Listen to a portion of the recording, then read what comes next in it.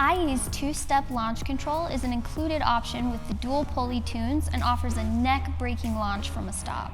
This feature uses the fuel cut method to build boost and load on the engine from a stop for drag racing style launches. Turning this feature on is very easy. You'll need your IE POWERlink tool to start.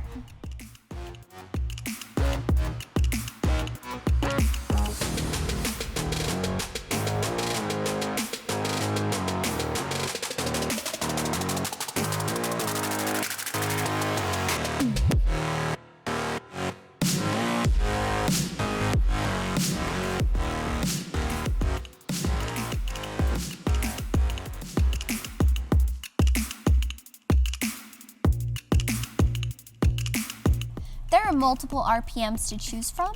The higher the RPM, the harder the launch, if you can grab traction. You may have to experiment with different RPMs to find the fastest one for your setup.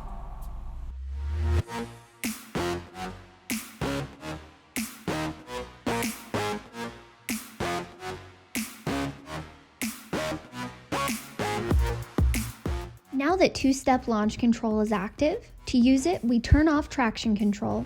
Put the brake pedal down fully and foot on the gas. When you're ready, let off the brake and hold on.